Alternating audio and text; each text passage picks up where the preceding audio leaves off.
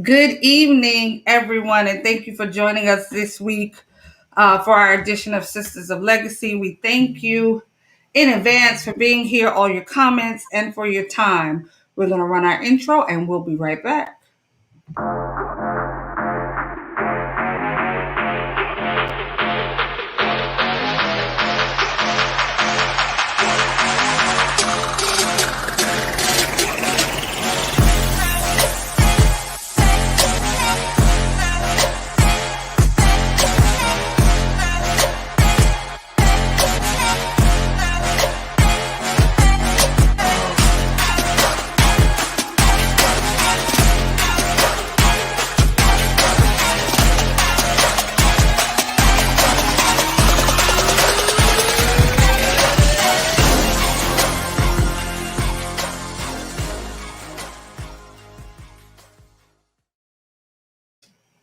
All right, ladies.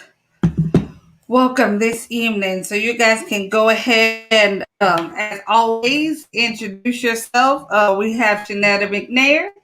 Hey. And we have Katrina Taylor. Good evening. All right. And our third, Tangela Terrell, she'll be joining us hopefully before the end of the broadcast. But until then, we're going to carry on the conversation. So tonight we have a special guest of sorts. We have two of the members of Brothers of Legacy that we're going to bring in the room. So first will be Dwayne Goodson. He is a former Atlanta. You were in Atlanta? Hateville, Metro Atlanta, Hateville. All right. So a former Metro Atlanta police officer. So he's going to join us with all his wealth of knowledge. And then, of course, we have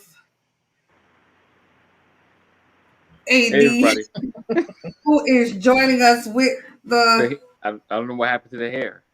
Yeah, I don't know. But thanks for joining us, AD. It's great to see you. All right, guys. So we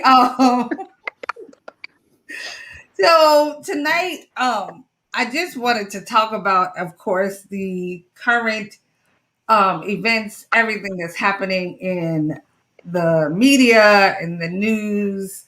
I just wanted to kind of talk about some of those events as they do affect all of us in one way or another.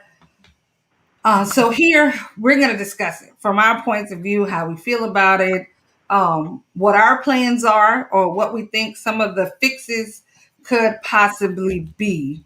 Actually, first I'm going to play this clip that I have, and everybody should know who this is, but we're going to play it. And you know what the answer is? You really do. You don't like it. I don't like it. It scares me. Shootings, gun laws, access to weapons. Oh, I know when they'll change. Your kids start getting killed. White people's kids start getting killed. Smoking that doobie that's actually legal probably in your state now, but they don't know what it was. And then the kid runs and the pop, pop, pop, pop. Cop was justified. Why'd you run? Oh, he had a baseball game tonight. Oh, a white kid. Oh, big family. That house over there. Those start piling up. What is going on with these police? Oh, what? Maybe we shouldn't even have police. That kind of mania, that kind of madness, that'll be you. That'll be the majority because it's your people.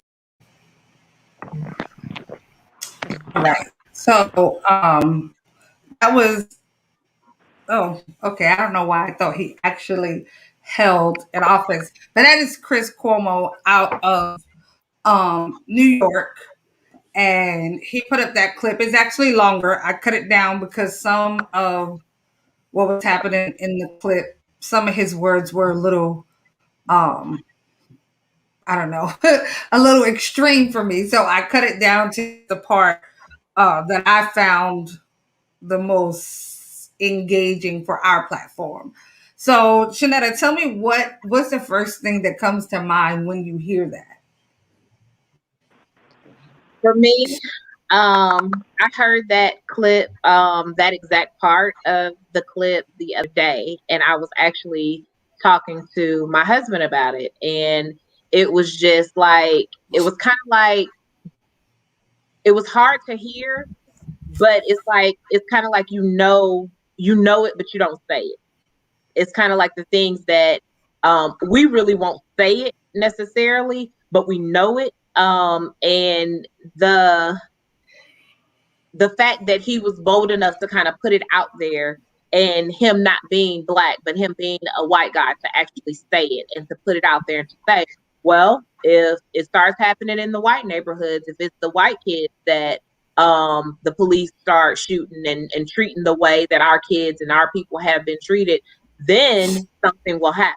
And it's very it's a real statement. It's something that we don't really say, something that we just don't really talk about, but it's true. And we sit back and you can only just nod like, yeah, that's about right. And I don't know, for lack of more intellectual words, it's just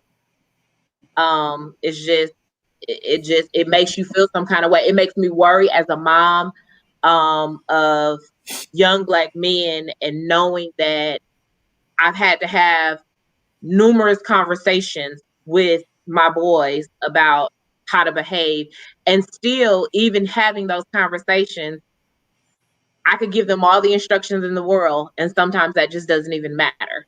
We've seen it time and time again where they've complied and it still just didn't even matter. So to have to be the mom, to have those conversations and then see that there is a difference on the other side. Yesterday, I watched a video. My husband sent to me this video.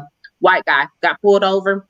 Cops had guns pulled out on him. He started talking and saying all this stuff and pretty much telling them what they weren't going to do. At the end of the video, to not like kind of tell the video play by play, he pulled off.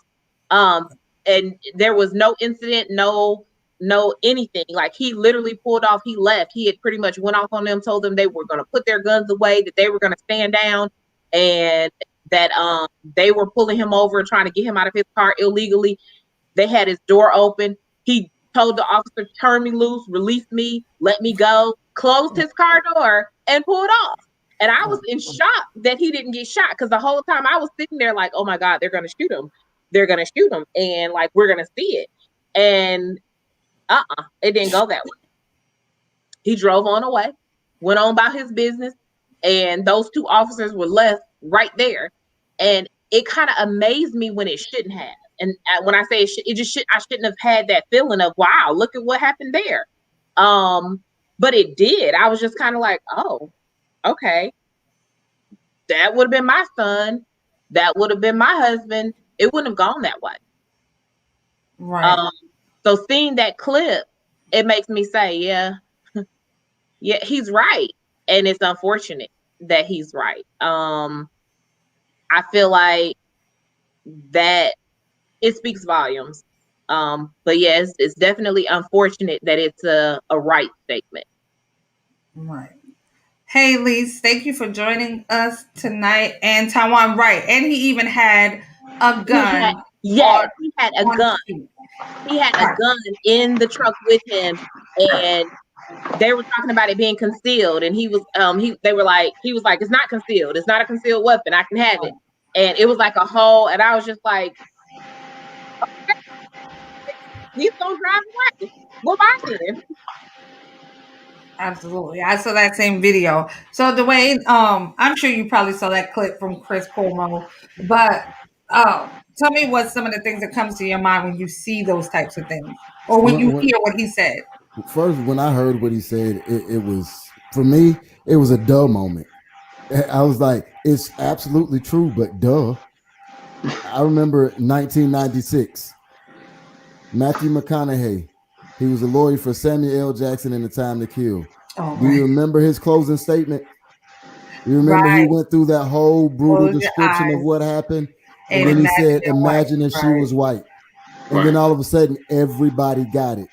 Right. Well, that's how we've been feeling. I mean, I will big him up for being somebody and having a platform that other people listen to, Right. especially a white male. I big him up for saying what the truth actually is. Right. But the truth of the matter is, until I don't even think until they start. Because think about it. In during the 80s, we had the crack epidemic, right? Right. And we were criminals and we were mass incarcerated, right? Right. It affected our community the most. Now with the opioids, same identical behavior, same identical Right. thing, but it's not Different plan. criminal. It's sickness. Right. So I believe that even if it began to happen where white people were being killed by police officers under the same circumstances and situations, we so often turn up. I think they'll find a way to flip it and to call it something else as well. The truth of the matter is, what I did get from him is he see value, and that's why he spoke it. And I think these things happen because when those white cops pulled that white guy over who was saying what he was saying in a disrespectful tone, but probably legally sound, he drove away. But you get a black kid being pulled over for a reason with no weapon and isn't popping off and is complying, and we get a completely different outcome. I think we see these actions because people don't value, and I think at the end of the day, you have to have a value for people first before anything else is matter. Because what we can look at video now, and we don't need any other expert witness to say a knee to the back of the neck for 8 minutes and 36 seconds is criminal when he's already in handcuffs and not a threat. We don't need expert witnesses anymore. We got everything on camera.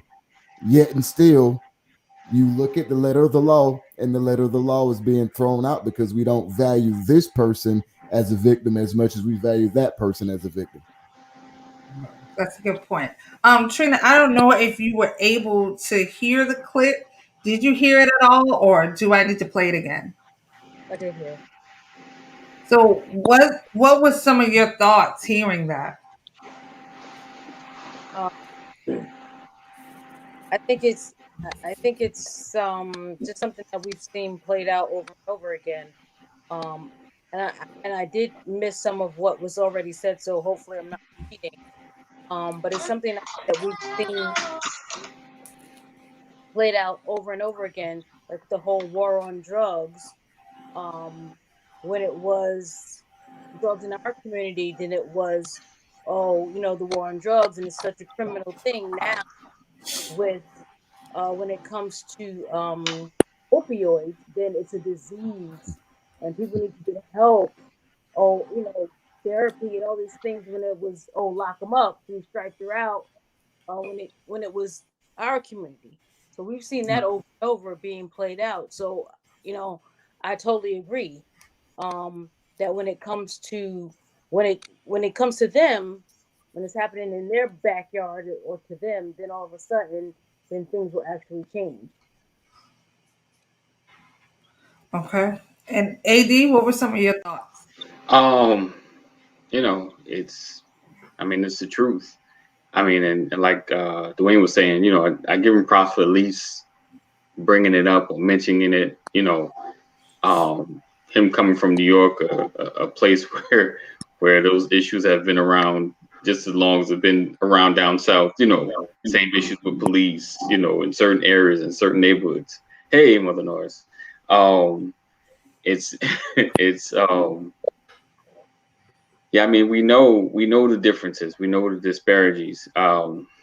It's and he's right. It's like when are we going to be seen as Americans and this as an American problem? I think that's the clear cut. When it's seen as an American problem, and an issue that we need to take seriously, then it'll become the disease and not an infraction, like and we'll deal with it properly. At least in the policing community, it needs to be dealt with. Because there's too many incidents happening.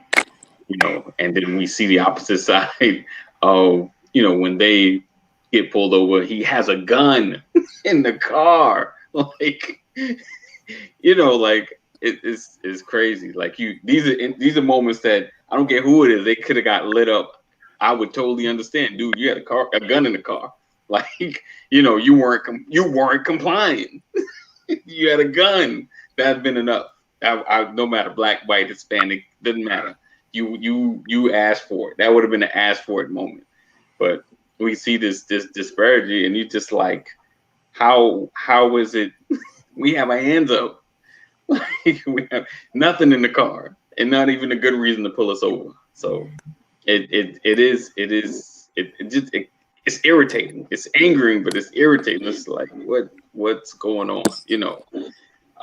So I think, once this is really addressed, once this really begins to change, then, we could begin to move forward in some way, or at least these become more isolated, very smaller events, then maybe, we can begin to move forward, with the policing community. Right. So when I heard it, I'll say at first I was horrified, not because he said it and not because I didn't feel that way already, but because in my mind, even when he said it, I just envisioned it falling on deaf ears. Right. Like, I didn't feel like when he said it, it really was going to reverberate, throughout the Caucasian community. Right. I just, in my mind, it just kind of, oh, well, that's Chris Cuomo, and he say whatever, and it was just gonna be that, and that was kind of a horrifying thought. I have a 13-year-old, um, and there was just a 13-year-old shot and killed by the cops. A Right. 13-year-old boy. My son just turned 13. So Right. all these things are, horrifying to me as a parent. Right. But, I have a brother. I have uncles. My husband is a black man. I have friends, that are black men. It's almost a paralyzing fear that comes along with this. And then I think back to our grandparents. Or let's go back to your great grandparents. And I feel like we're really getting a taste of what they went through. Right. Like, I used to always say I was born in the right time because I couldn't have been born, back in the 50s. I never would have survived. And then I think about myself now, and I'm like, we're not that far away. And then I look at myself like, okay, so what am I doing to make a difference? Like, Right. what are some of the things, um, or are there things that you feel like you can personally do to Right. make a difference? Anybody? I think making a decision to make a difference start with where you can reach. Um, Sometimes we want to make a difference on these great big levels. We want to be Martin Luther King. We want to be the Malcolm X. We want to be the people that have these large platforms. When my reach may not be a large platform, my reach may be within where I am. So for me, um, my reach is within the children, the young boys, the young girls that I'm around, where I can have these conversations with them. I can talk to them about how they're feeling. And we need to go back into the communities where there are people who are not like us, who don't look like us, and help them to understand why this shouldn't be all lives matter. It needs to be focused on the black and brown lives right now, simply because your life isn't in danger. You're not being terrorized on a daily basis. So my reach may be within helping the people who are around me to understand what's happening and why we feel the way we do. I mean, we go to work every day. We're around people all the time who just don't get it, who don't understand why we feel the way we do, who don't understand the emotion behind it. Um, we're probably going to go back into workplaces tomorrow, and there are going to be some people who disagree with the verdict from today. Right. And they're going to be sitting there looking like, we don't understand what was but for me personally, the verdict caused me to tear up. I'm Right. sitting there, I'm like, finally, and it's like that relief in that moment.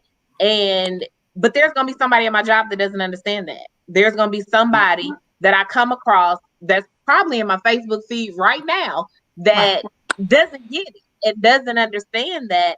And for the life of me, I cannot, force it into their brain and make them understand. But my reach might be to help that one person really understand that you have no idea. We have had targets on our back, and your son doesn't have that. Your daughter doesn't have that. So you don't get it. So I think making that difference, or the platform that we have, is going to be where we can reach. And while many of us may even have a platform where we can reach the masses and where we can go further than the next person, but we have to be able to figure out what our reach is and where we can go to kind of make those differences and help. Right. And I love what you said. You're right. Your reach might not look like mine. Your who you're connected to might not be the same people, but I feel like if we all maximize, within the community of people we're connected to, I think, little drops, Mhm. it all kind of comes together, and it all should be working toward a greater purpose. Tamara said what we're seeing is part of a system, and systems don't just stop working. They're designed and perfected, and the only thing to stop this system from working is to destroy that. Okay, that's great. Tell me how do we destroy it? I mean, I get it. I agree with you. We need to destroy it. But how? How do we destroy the system of, and I'm assuming this is the system of racism, oppression? What exactly is the system in this scenario, and how do we destroy it? And Taiwan, I know you saw that link. Don't be hiding in the comments when I asked you to come It's like the on. crazy thing is, I read that, and I think I got where Taiwan was coming from, Okay. because here's the thing. I love what Sharita said. Shanita Shanetta. said. Shanetta, Miss McNeil. I love what she said, because your influence where you are is how you combat these systems. Like, Yeah. just think about any game you play. Let's switch out systems for game. It's a game that's perfected. Well, what happens in games? With every level, you start to adjust to the things that you faced before, and now you got to get ready for the new things that are thrown at you. And this is kind of what we've evolved from. The reasons why we can look back, like you said, I'm glad I was born in the 50s, because I would have been the wrong ninja for that time. It's the same thing. You're just at a place where now that everything that had to be fought through then has changed and evolved, and now where we don't have to worry about lynches, we don't have to worry about being drug out the home and lynched. I think that might be AD. Yeah, I'm sorry. Um, Yeah, we don't have to be worried about pulled out the home and lynched. But when you leave your home and you see blue lights behind you, how do you feel? I mean, so it's an ongoing thing, and we just have to get better. And I think part of that is understanding our influence, because I think some of us are way more powerful than we know. I mean, Indeed, something is the noise. I think it's just if I whatever. There it is. It stopped. Okay, let me read this comment first. Oh, okay, that's you all the way. All right, it says get rid of qualified immunity first. Every PD in America should have a review board comprised of professionals and trained community laymen. When you have police investigate, police system continues as designed. Mm. You said, come on, producer. Okay, you just gonna join me in here? No, okay. Sorry, guys, we're having a few technical difficulties. Across the board. My bad. Um, Trina, you okay? Listen, Child. this night it seems like there's a lot of technical things happening, but Too we much. will press on. Um, so I think, dang, I lost my train of thought after all of this. You got clarity. You can hear everything now. It's like, wait a minute. Yeah, it's just okay. So let's dig into Taiwan's comment until my mind can kind of get back right. Get rid of qualified immunity first. Okay, I'm probably slow, but I don't know what that is.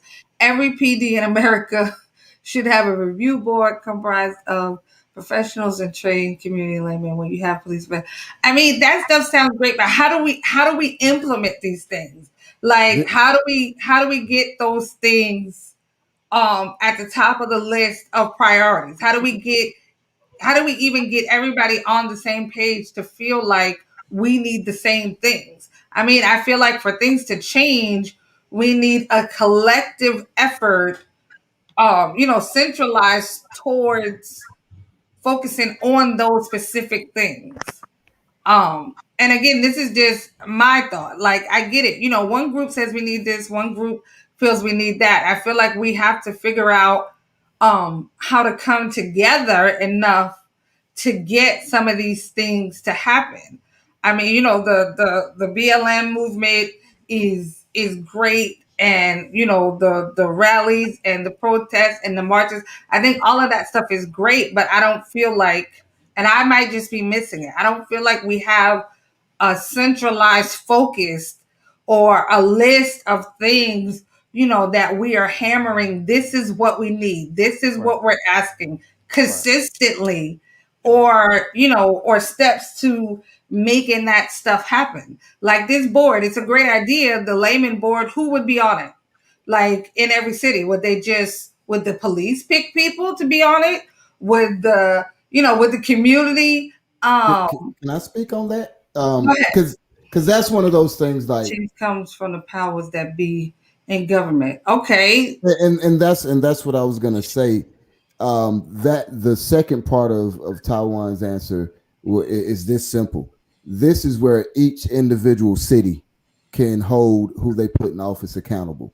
Right. You can have people who run on these agendas. See, Right. and it's going to have to start with not just the mayor, right? Right. But we vote him in office, but Right. also the councilman, because when Right. anything for that your set police department is going to have to get passed, it's going to be Right. passed by the city government. So this means you hold accountable counselors, you run people who believe the way you believe in those counselor positions, and then ultimately the mayor, because without changing the mayor and the vision that he has, and then put people who support that vision, that's the easiest way for that one to happen. So you don't need the entire state of Georgia to come on board to change, like Ms. McNair said, where you are. Right. And I think that's one of the key things is knowing you don't have to take Georgia, but we can get where you can get Douglasville this month. Yeah, take your city. It's literally the same way we have revivals, and we go out and we're witnessing and doing that, trying to save souls, trying to lead souls to God, and taking back areas that have been claimed. It's the same thing. True. That's the quickest route to achieve that. Beyond, and it doesn't take anything outside of your own city limits. You can do everything within your own city limits. Right. And to piggyback on that, you have to get involved though. What we typically do is we push for vote. Go vote, go vote, go vote. Right. We all get out there, we get enough people out there, they go vote, and then we all sit down and we don't do anything else. We don't say anything else. We don't talk to those same people who we elected to represent us. We don't go back and hold them to the standard of what they ran on, to the platform that they said that they would push. We don't go back and hold them to it. We wait until the next 2, 3, 4 years come around when it's time to vote again. And then we get all the mailers, and because we're tired of getting all the little cards in the mail and all the phone calls and the text messages and the emails and the door knocks and the, seeing them in the grocery store, we go vote again, and then we stop. We have to keep going. You in between time, you still have to keep going on the same platforms that these people ran for office. We need to hold them to it. You need to make some changes. We need to go to the city council meetings. We need to make sure that we know what's happening in our communities and not just leave it to that one elected official, but make sure our voices are heard in those communities. Right. And I think that the information needs to spread. So if Shanetta is constantly going to the city council meetings, she comes back and starts spreading the word like, hey, you know what they're trying to do in this area? You know what's going on? Because a lot of times, the most time we come to the council meeting, they've pretty much voted on the thing we don't like. And now it's 50,000 of us ranting and raving. But, 8 meetings ago, when this was brought up, you had a chance to strike it down, to talk against it, to make the council think twice about voting this thing. But now 50,000 of us is almost too late because they voted it in. Construction is about to happen, or whatever it is that the infrastructure, whatever's been voted on, is happening. So you're right, holding them accountable, having an agenda. I think we lack an agenda. We don't come to our politicians with an agenda like this. Qualified immunity, that's number 2. Things like term limits, that could be number 1. This is what we want to happen. We're putting you in office for these 4 things to get done. And then we'll move forward as the years progress. We get into year 2, like this is what we want to happen in our community, but we want our policing to be straight. So things like qualified immunity would possibly make a cop think twice before doing something. Can I explain a little better for qualified immunity? It's not that it protects police from being held personally responsible. You can still be held criminally liable. What qualified immunity does is it protects you as an individual cop for being pursued civilly in a lawsuit. The criminal, it has nothing to do with the criminal side, right? And sometimes that line is blurred, and you would think that because every single time, with the exception of today, every time something's happened, it's like there is no criminal side. So the only recourse you have is the civil side. Right. And that's why you never see anybody sue police officers. You see them sue police departments because of qualified immunity. It protects the individual civilly. Basically, the agency of the city becomes a person of liability. That's why they go through the are you insurable and a whole lot of other things where they should. Some don't the way they should, because obviously they shut down and crack down on some of these bad apples. That makes it seem like there's multiple, but it doesn't matter, because now that we've seen it more than once, it's like, I don't care. I feel like Muhammad Ali. There's 100 snakes coming at me, and 10 of the snakes they're good people. They don't mean me no harm. They want to help me. But can I count on those 10 snakes to stop the other 90 snakes that's coming, and I don't know which one's good? That's how Black people feel about police officers right now. Right. That's a different analogy, but I caught the point of that. Trina, did you want to say something? I didn't want to move on and settle. No. Okay. So I'm just gonna go back a little bit, because McNair said, he said, great alley.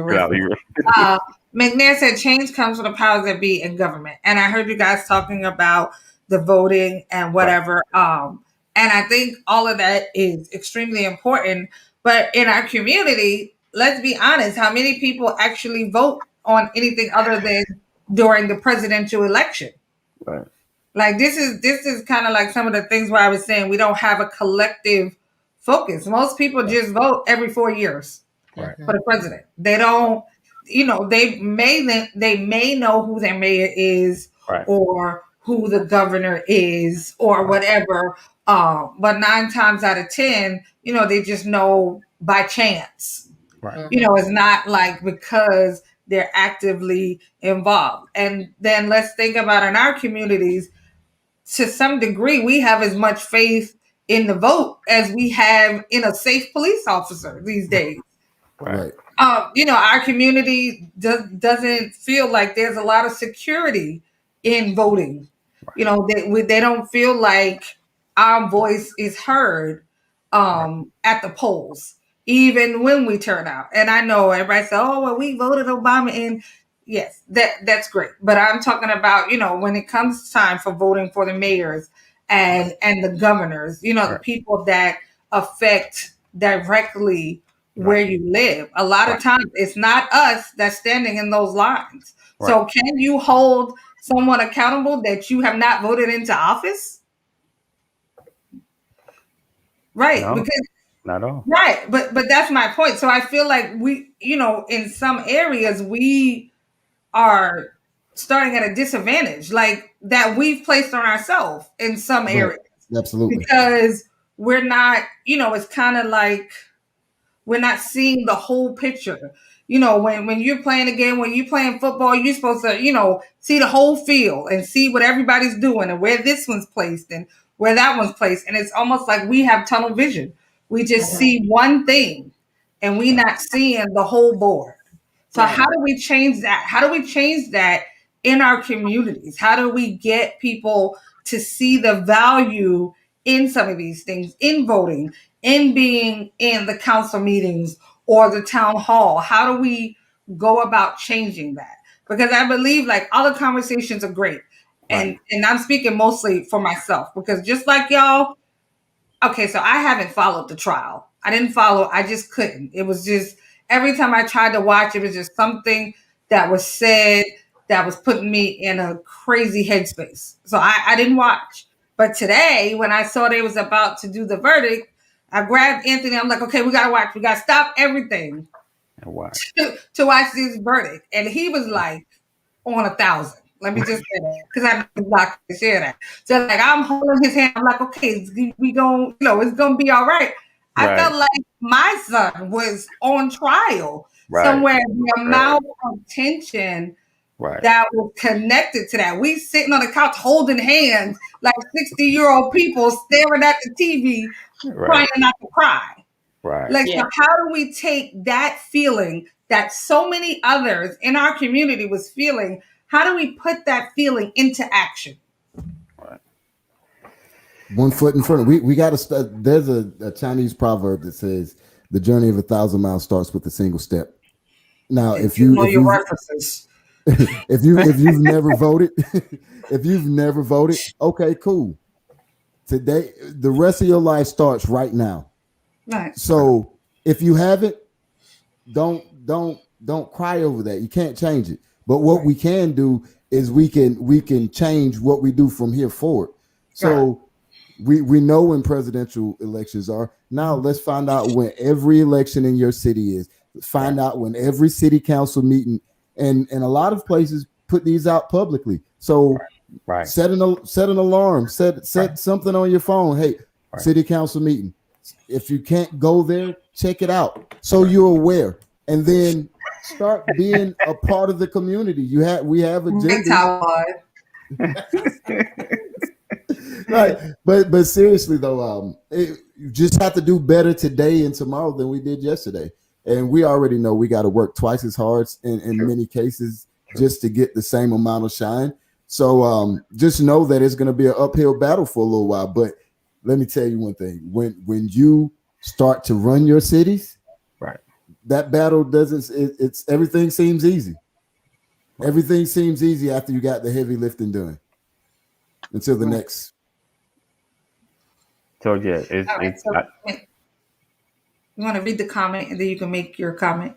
McNair said, even if I didn't vote for the mayor, I must still challenge him to be my best mayor. Indeed, because a lot of times who you vote for may not make it, but someone else will be in. Or the moment that you kind of wake up and like, you know what, this is crazy. I don't know what's going on in my community.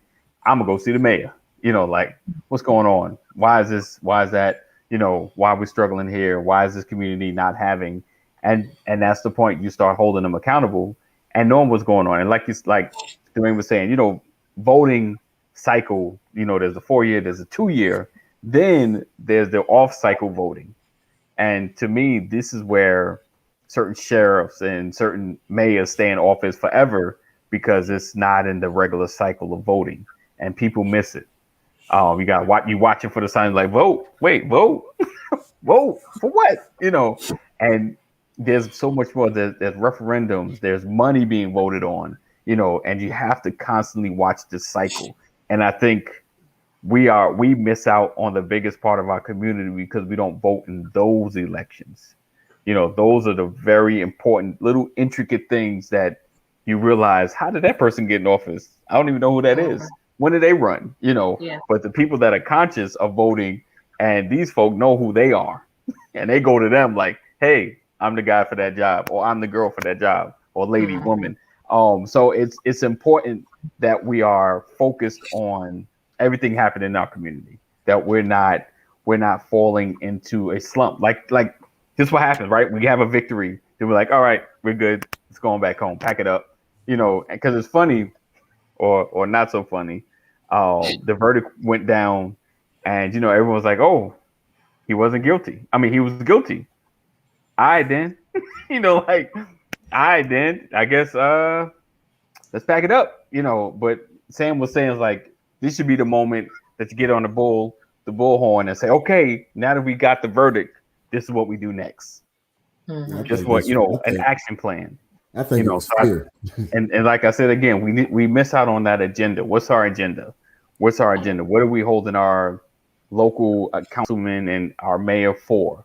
What do we want them to do? What are we looking for them to do? And that's where change happens. I think a lot of times we like, I know for us, we live in the metro Atlanta area, right? So we focus on Keisha, and Keisha may not be our mayor. Right. So we worried about everything that she downtown doing, and she the mayor of Atlanta. Right. She has nothing to do with where I live. I need to figure out who's running the areas where I live. And that's one of the biggest things in the metro Atlanta area, is that she is the mayor of the city of Atlanta, but South Fulton has a different mayor, Lawrenceville has a different mayor, Fayetteville has a different mayor, Decatur has a different mayor. Right, you can go on and on, right? We have all these different mayors, and we're worried about what's going on in that major city versus what's going on in our local area. So we have to start getting involved in the local areas, and then that can kind of spread bigger to, the bigger county and the city and all that kind of stuff. But if we're not doing anything locally in the communities that we each live in, because we all live in very diverse and mixed communities at this point, we have to do something in this area. Your mayor's Mayor Lawrence. Stop playing. you over there spitting fire, and your husband might appreciate this one. What you just said reminded me of an old Williams Brothers song. Sweep around your own front door before you try to sweep around mine.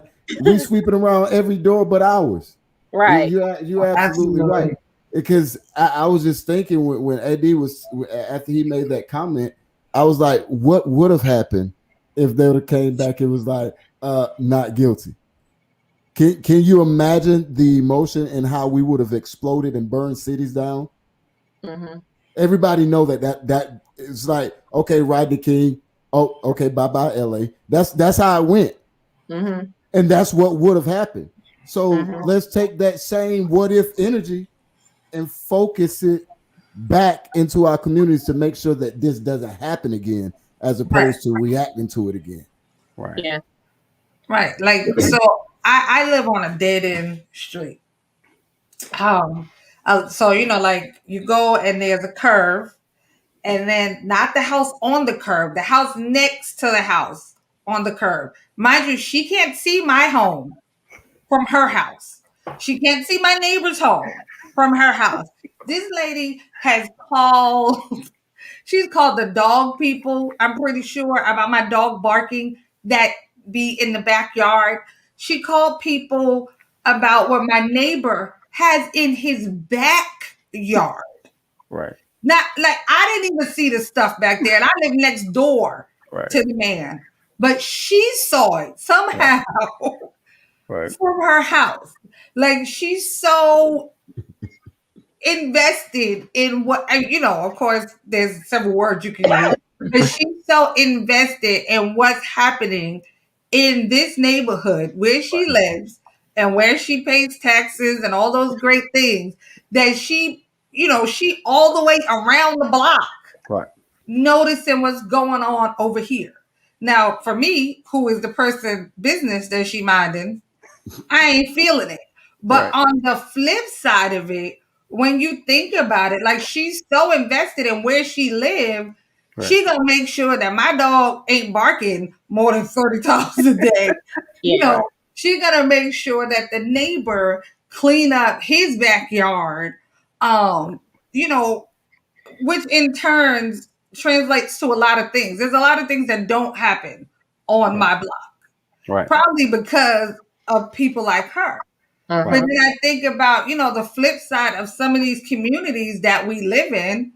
We drive home into our yard, into our home. We go in the house, lock the door, and we like this. We got on blinders. We'll, we not focused on what's going on next door. We don't care what's going on across the street. Right. We don't get invested in our neighborhoods, in where we live. I know I've said this before. I mean, slowly but surely, I'm learning the people that's on this block, and I've been here for 5 years. Yeah. Yes, that's terrible.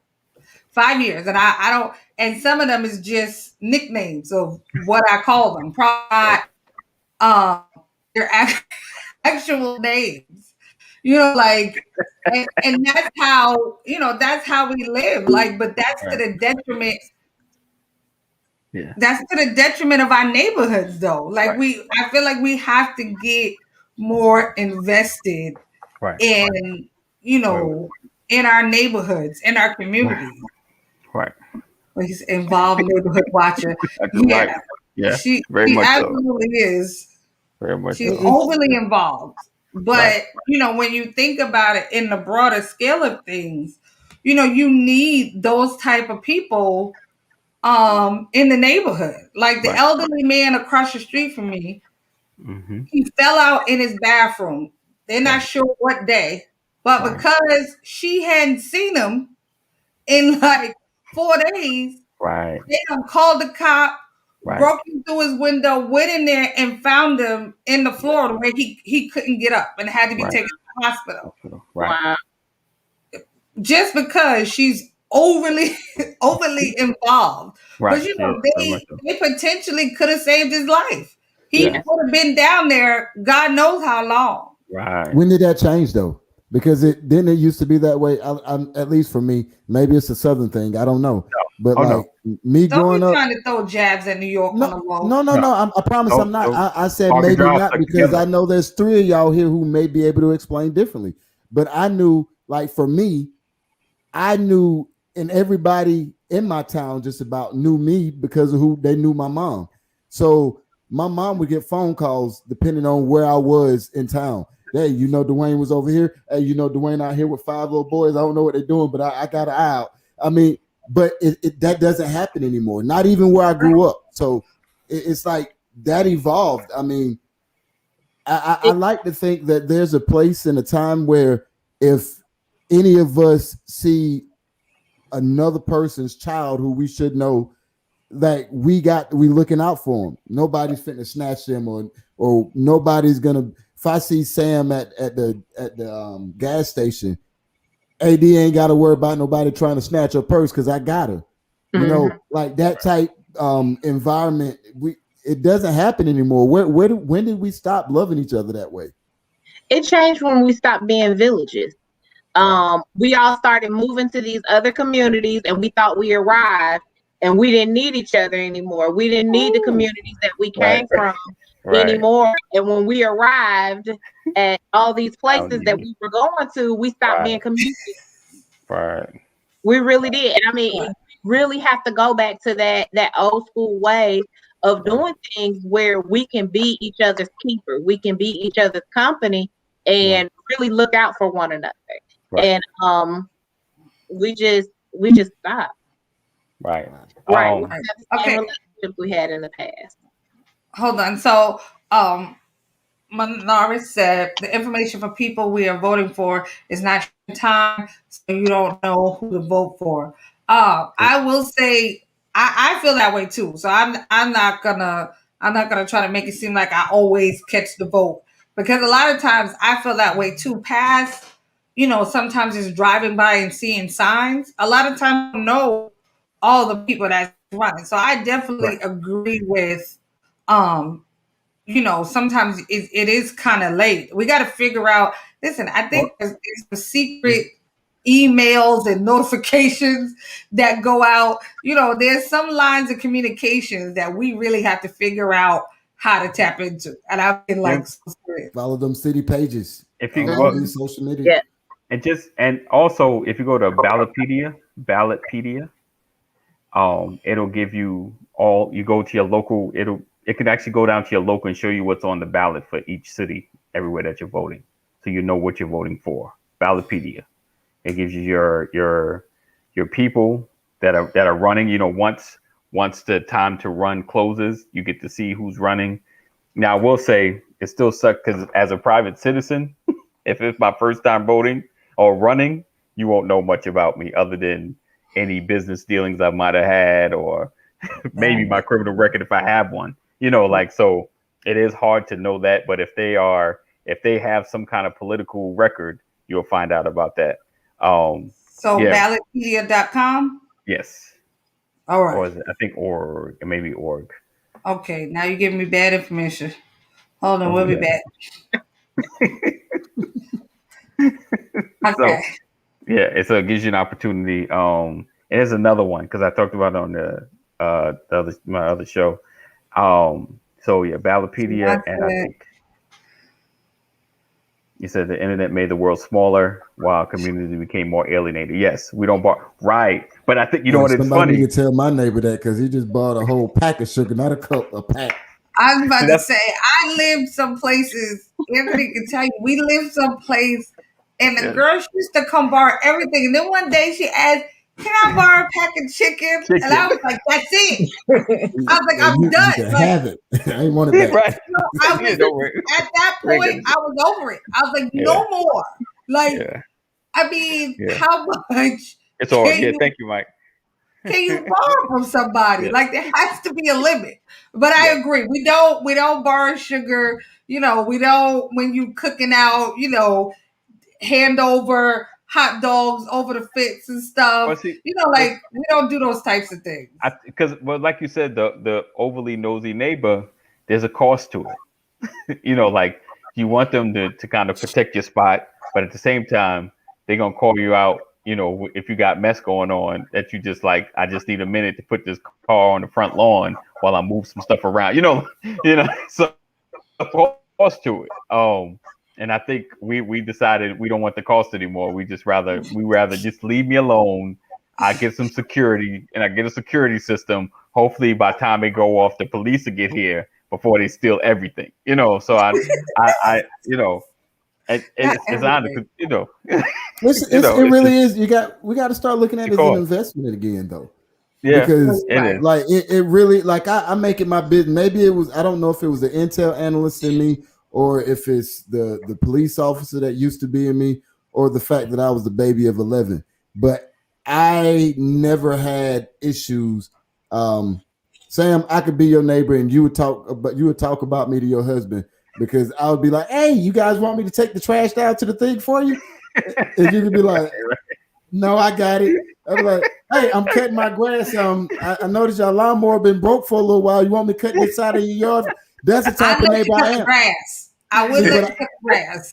but I'm that neighbor on purpose Right, because I right, understand that if something gets rough and I need people, a person right, gonna have that. You got to be a special type of cold-hearted person to turn your back on somebody who just showed you love.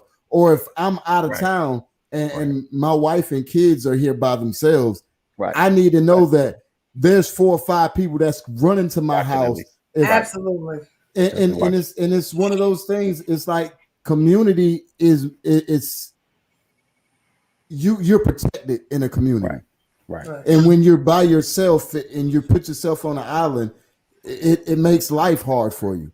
And Right. because of this environment that we're in, I guarantee you one of the major differences between if we doing the us's and the dems, one of the major differences is I don't care if you're talking poor, trailer park, Right. or wealthy, whatever, they Right. kind of stick together on most major things. Right. Like there's not a lot of division. Right. And maybe we need to start valuing each other a little bit more. Okay, we Christians and you cuss and I don't. Okay, that's no reason that we shouldn't be. I should get to know you a little more. Right. I mean, within limits to your personality and your liking and all that other stuff. But Right. we gotta invest in each other a little bit more, because if something popped off and we got to start shooting people, how I'm going to be the only person in the neighborhood that know how to shoot? I need to take a couple of y'all to the range, and hey, I need to know you know how to pull them things if it ever came down to it, you know? Right. Right. And listen, I guarantee that old lady probably got a shotgun. She's gonna be the first one running You around know it. that corner with her gun drawn. On nine, look, on with 911. He opened that door. I'm shooting him. Right. I'm like Right. she be on point. She don't miss anything. But I totally agree with you, Dwayne. We have to value each other more. Like I've said on this show a couple of times, like we have to focus on the things that connect us, our similarities. You know, everybody's different. We all like different things. We don't like different things, but there are some things that make us connected. There are some similarities in all of us. If it's nothing more than just the color of our skin, like I think we definitely need to focus on the things that connect us more, and not so much, oh well, she natural and I don't like natural because I need to have my inches and my bundles, and like we focus too much on the simple things. So I definitely think we need to value um, each other more in our communities. And it has to start with us. And it has to, the conversations, they're great. It's great to talk about. It's great to start some conversations, but we have to figure out how to put some action to these words. And I'm speaking for myself included. Like I was talking to my sister today and I told her, I said, okay, I don't really do rallies and marches and whatever, but next time somebody rallying or marching, I'm going. Cause I want to be a part. I don't know what I'm gonna do when I get out there, and I can't assure you I'm gonna be out there for a long time. But I'm going and I'm gonna raise my fist and yell something a couple of times before I go home. Just because I want to be a part of pushing for change.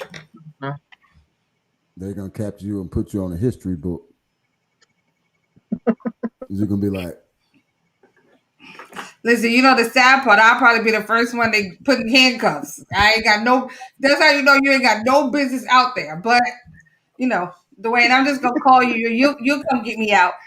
I got you. Hey, I'm gonna be fighting. Look, I'm gonna throw. Hey, AD, I'll throw some hands. Trina, you've been real quiet. You want to add something? No. So, not to push anybody emotional or anger buttons, but we're all parents on here. We all have kids.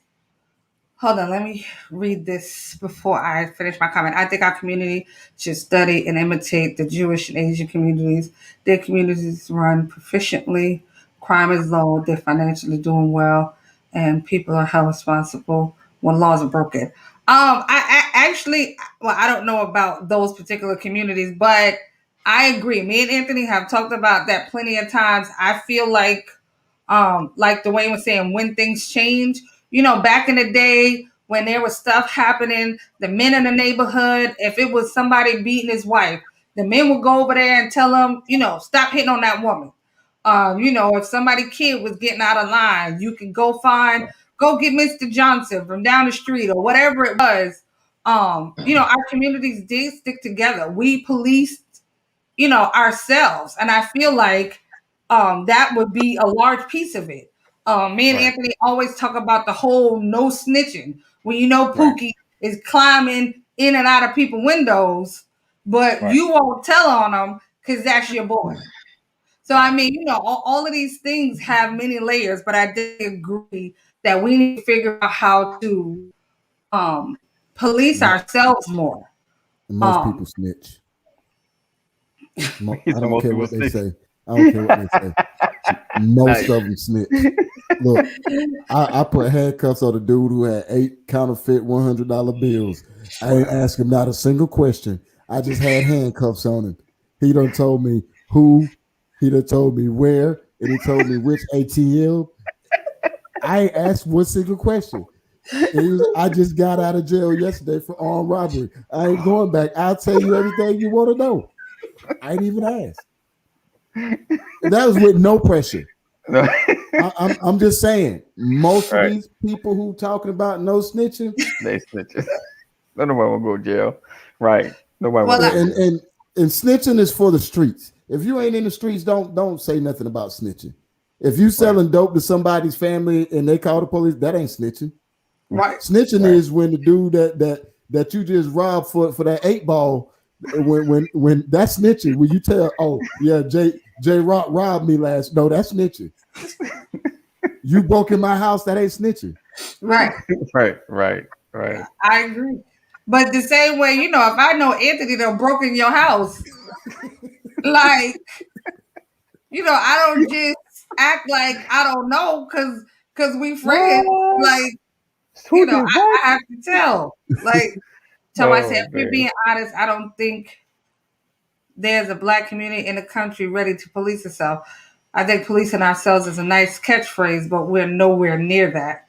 Well, I mean, policing, the word police, I think is a little extreme, but I mean, some of these smaller things we could definitely handle in our own communities.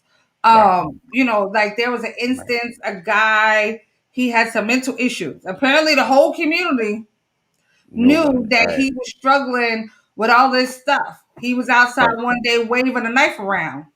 Somebody called the cops.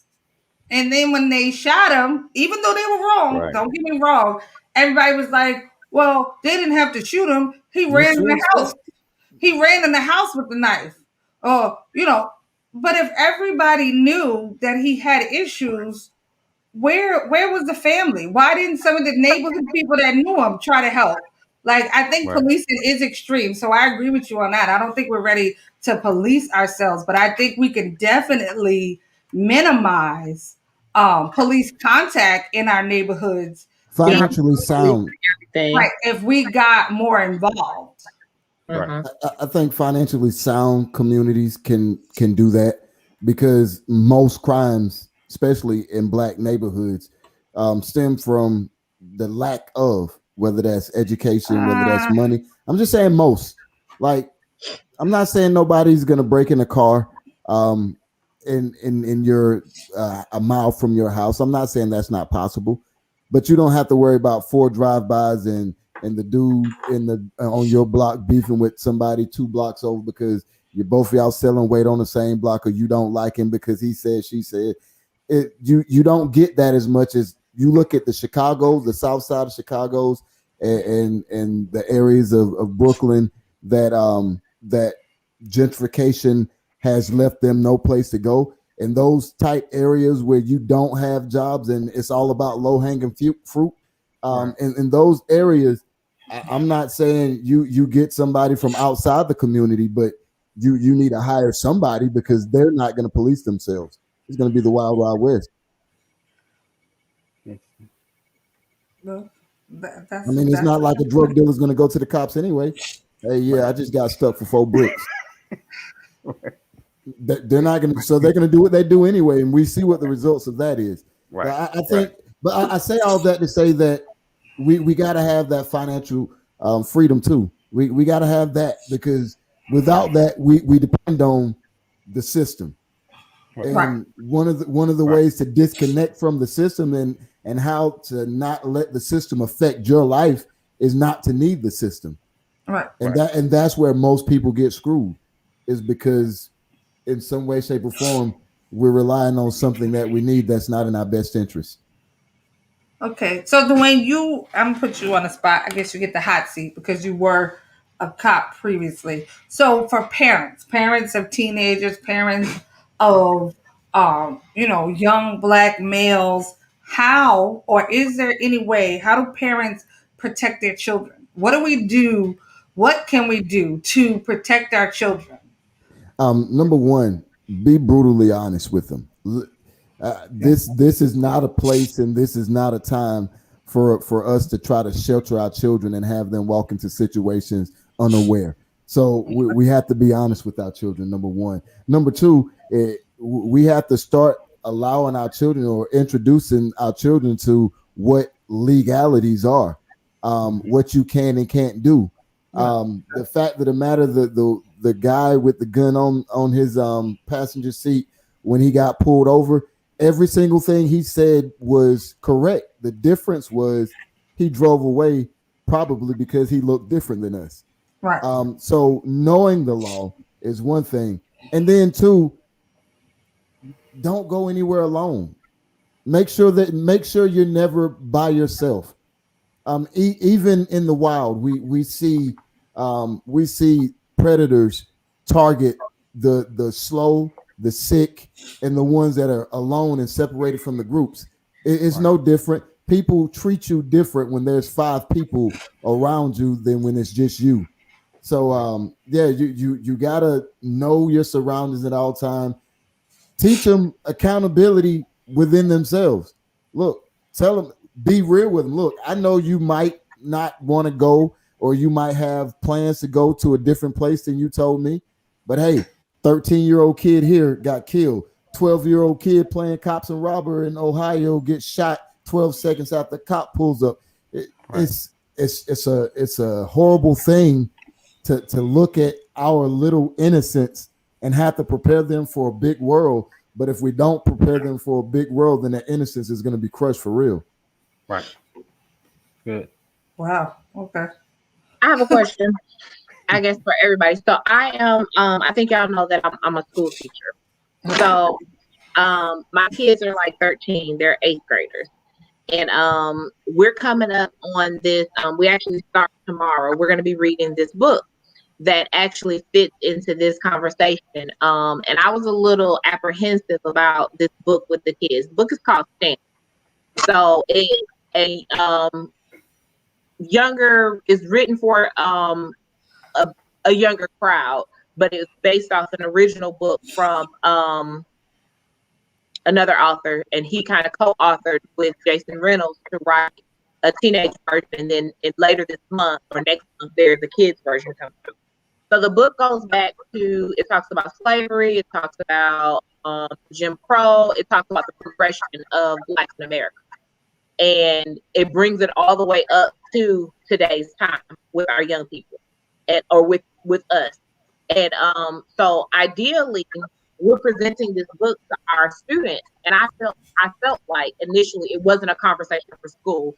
As parents, and the conversations that we're having tonight, knowing that we have to have conversations with our children, how do you as parents feel about your teachers in schools having these same type of conversations with your children?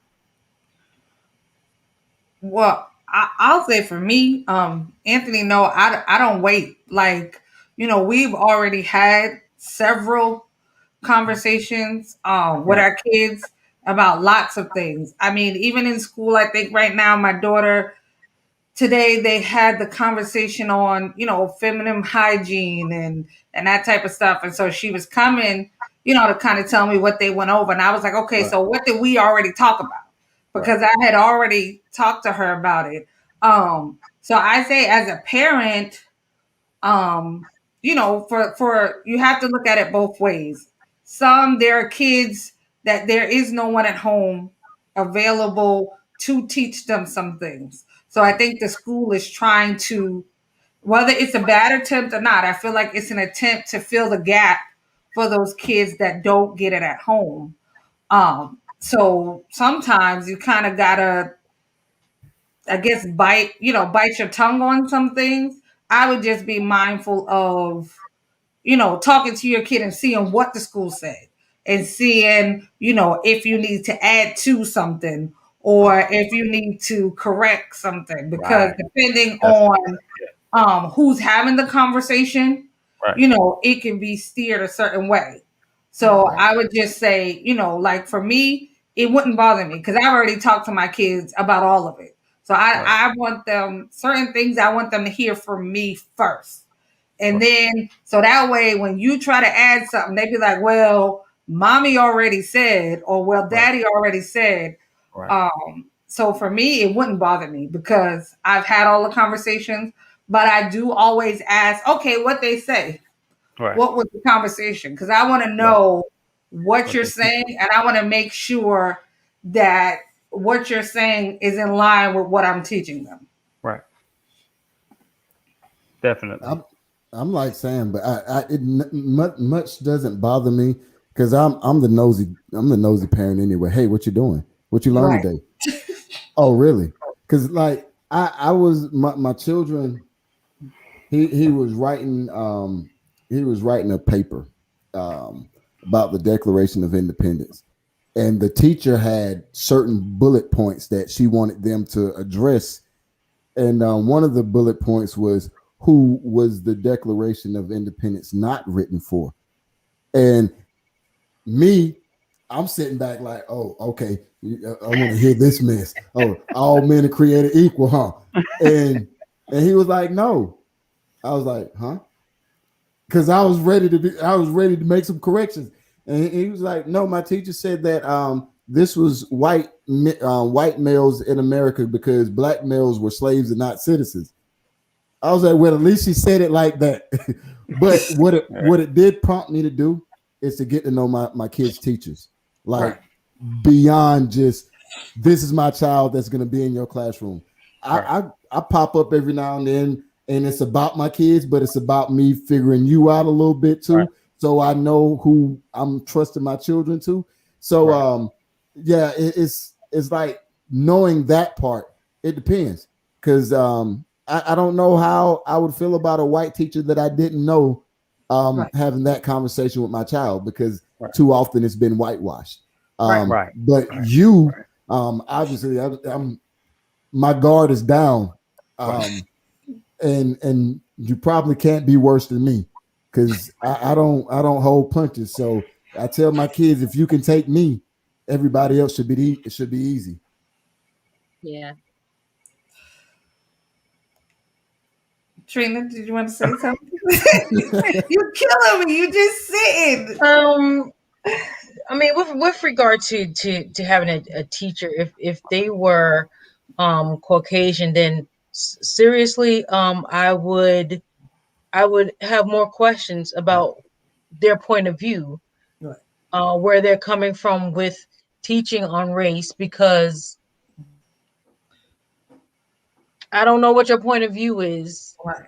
So, I mean, with my kids, they've already known. Like Samantha said, I've already talked to them, and they're both very opinionated already. But when they were younger, I would wonder. My concern would be whether they would feel intimidated or too intimidated, just as a child and an adult, or student and a teacher, to speak out and say, "I don't agree with that," or would they just be quiet and just let them say what they want to say, even if they disagree. Um, High school level, I know they're going to say whatever because that's just who my children are. But when they were younger, I would wonder if they would just say, "Well, I'm not going to say anything because that's the teacher." And Mm. when they're little, they're like, "Well, I'm supposed to be good and be, not, talk back to the teacher type thing." So when they were younger, I would be more concerned, um, if they felt intimidated, and into not accepting, but not feeling comfortable enough to speak out and say, "I don't agree with what you're saying." Right. Taiwan said, my wife and I have to stay in our kids' school business. It's literally only four black teachers in the entire school district. Wow. So we're extremely guarded. Understandably so. Yeah. Like I would get it. Definitely. Yeah, four. Yeah, the whole district. That's yeah. Yeah. And there's some places that like Mississippi don't teach slavery. It's not a part of history in the curriculum in Mississippi public schools. So that you can't hide stuff from your kids. Like I said, you got to be brutally honest. Hmm. Yeah. Right. So yeah, I mean, our kids, their school, honestly, it's not a lot of black teachers. Nope. Not Now, at now all. that I'm thinking about it, We have it's one not a black lot of male black teacher. teachers, and there's like two male teachers Yeah. in Like two. in like the whole building. There's not a lot of male teachers Like two. at all either. So Yeah. yeah, it's not. It is a yeah. It's a very light staff. The staff Yeah. is very light. Yeah. But we've been, since AJ was in the school previously, so starting with him, by the time Alexis got there, like 2 years later, they already know both our faces. I mean, Right. like, as soon as they see us, they're like, "Hey, the Walkers!" Yeah. Yes, because Yeah. we hear all the time. Right. And if something happened, I tell my kids all the time, if somebody say something and you don't like it or it Right. makes you feel uncomfortable, you come home and tell me. You don't have to say nothing. It's my job to protect you. Let me do my job. Right. And I've been telling them that since they Right. was old enough to understand me saying it. I've been Right. telling them that. And I thoroughly stand behind that. Like, as parents, we have to advocate for our own children. And you have to be Hmm. aware of, I mean, we can't control everything Right. and we can't be everywhere. Right. But What's up, Terry? hey Right. Terry, but you know, you can do the best you can. And between the two of us, we definitely strive to do the best we can. So, and I kind of think that's all you can do as a parent. You got to give it your all Yeah. every day. It's one of those jobs that nobody's ever gonna say thank you and really mean it. But Like, my kids, they was like, "Oh, thank you, mommy." Like, my daughter told me, "Mommy, you so thoughtful. Thank you." And then that very night, she didn't do her chores and went to bed and left my kitchen a mess. So, like, look, I'll be like, if you really mean thank you, just go in there and go to sleep. go to sleep. It's sad. I go to bed and the kids is still on the weekends anyway. Right. They still doing whatever they do. I don't even think about it. But I want to thank you guys for coming on Taiwan. Yes. Thank you for being in the comments. But there was definitely something that I wanted you to talk about, but you only been in the comments. So we're gonna have to work that out. Um, but thank you for being in the comments. Guys, thank you for coming on. Thank you for being willing to have the conversations. I know it can be emotional, can be frustrating because sometimes you feel like it says and it said know how much Oh I have wow. to like y'all that I'm here and not watching. I read Oh men. Right. yeah. Oh I see wow. the Oh, Wait a stars minute. too. I was like, okay. Wait a minute. They wow, I didn't even know about I All think right, I'm we gonna wrap up disconnected. because I see y'all trying oh, to he go. said, So thank you guys. He said, oh, I did send you the link in Meta. Now it's all that good. It's all good. thing. So we'll It's have all to have you on another night because I really want Method him Man gonna to. win. Right, absolutely. I'm with you. Don't sleep on Redman, red. Don't he sleep on I red. ain't sleeping Don't on sleep red, on red. man, but not at all. So thank you guys just for watching. We will be Yes, back yes, next Tuesday, yes. 8:30 sharp. Gentlemen, the Brothers of Legacy duo. Thank you guys for coming In the morning. on. Yes. Okay, don't be trying to plug Morning. your show. The 8 Brothers of a.m. Legacy 9 is a.m. on every morning from Monday through Friday at 9 a.m. with these two gentlemen plus some others. So thank you guys, and we will be back next Tuesday at 8:30. So until then, stay safe.